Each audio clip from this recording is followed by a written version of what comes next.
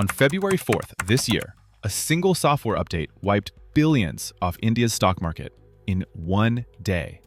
No war, no recession, no scandal. Just an AI tool designed to do exactly what millions of Indian workers have been doing for Western companies for the last 30 years. Better, faster, for almost nothing.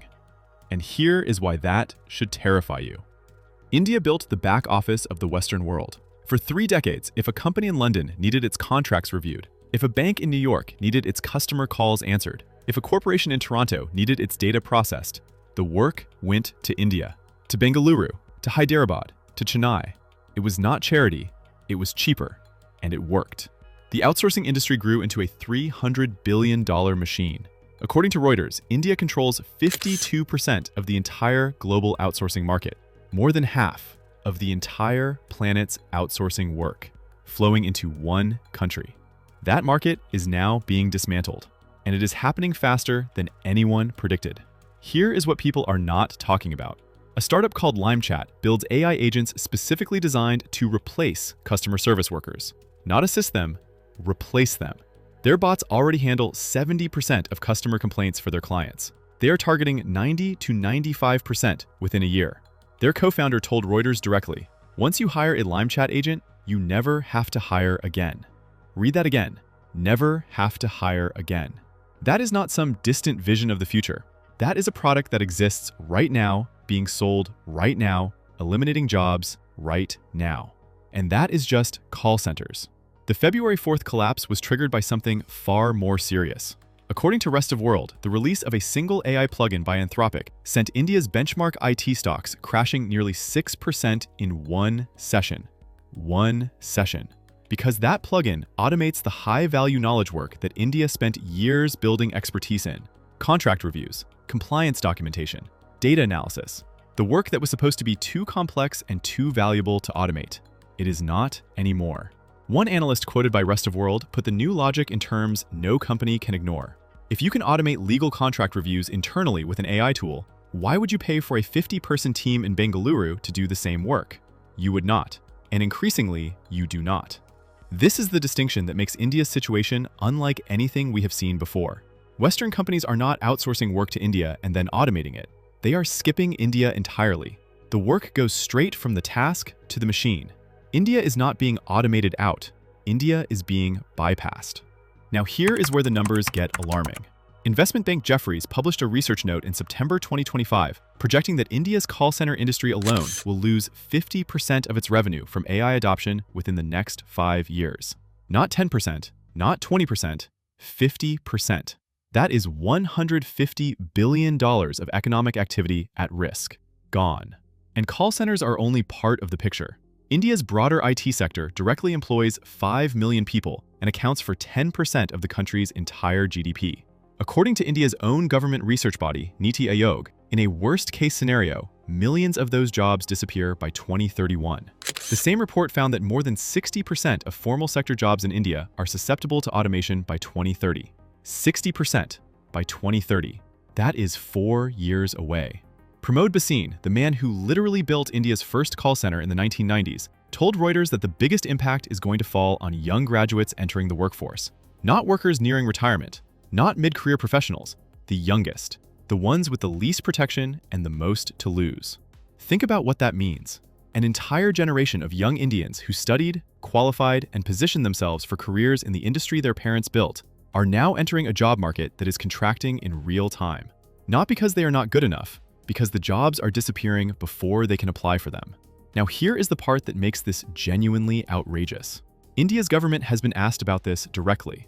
Journalists, researchers, policy analysts. According to Reuters, the response from a senior official was that AI will have little overall impact on employment. The Labor Ministry did not respond to press requests. The Prime Minister's office did not respond either. So you have a crisis threatening 10% of the national GDP, and the official government position is that it is not happening. Meanwhile, India's own largest IT companies are not waiting. They are already moving. India's top 5 IT companies have trained over 250,000 employees on AI tools, not to protect those employees, to reduce how many they need. TCS, the biggest IT firm in the country, publicly told the Financial Times that AI will soon handle most of the work currently done by call center staff. And TCS alone employs over 600,000 people. Read that number, 600,000 people. At one company, being told their work is being handed to a machine. The industry that built itself on human labor is engineering its own workforce out of existence, quietly, efficiently, with no plan for what comes next. Walk through Amirpet in Hyderabad today, a neighborhood that became famous across India as the place you went to build an IT career, and you will see exactly what this transition looks like on the ground. Reuters reporters visited the area and found that training centers, which used to teach Java and Microsoft Office, now advertise AI courses. A 9-month program in AI data science and prompt engineering costs more than double the price of the old web development program. So here is the message India's workforce is being given. The industry that employed you is replacing you. Retrain for the industry that is replacing you. Pay double to do it, and hope there is a place for you on the other side. That is not a plan. That is a gamble. And workers are being asked to fund it themselves. Now, let's talk about who is actually benefiting, because somebody always does. Western companies that switch from outsourcing to AI report the savings directly to their shareholders. Costs go down, earnings go up. Stock prices rise. The analysts celebrate. The executives collect their bonuses. The cost of that transition lands in India, not in the boardroom in San Francisco or London where the decision was made. Thousands of miles away, in cities those executives will never visit, among workers whose names will never appear in an earnings call. The outsourcing model was built on one simple idea. Labor was cheaper in India than in the West. AI has ended that idea permanently, because AI is not cheaper than Indian labor. AI is cheaper than all labor, everywhere, always. So, what happens next? Honestly, nobody has a good answer. The government is not planning for it. The corporations are not responsible for it. And 5 million workers have no warning it is coming until it has already arrived. Jefferies said 50% of call center revenue, gone, within 5 years. NITI Aayog said 60% of formal jobs at risk by 2030. And the February 4th stock crash showed that the market already knows what is coming, even if the government refuses to say it. If you are working in outsourcing right now, in India or anywhere else, the question you need to be asking is not whether AI is going to affect your industry. It already has. The question is how fast, and what you are going to do before the answer becomes obvious.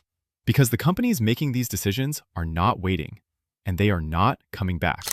If you like my video, please click on the like button and subscribe. It really helps out the channel.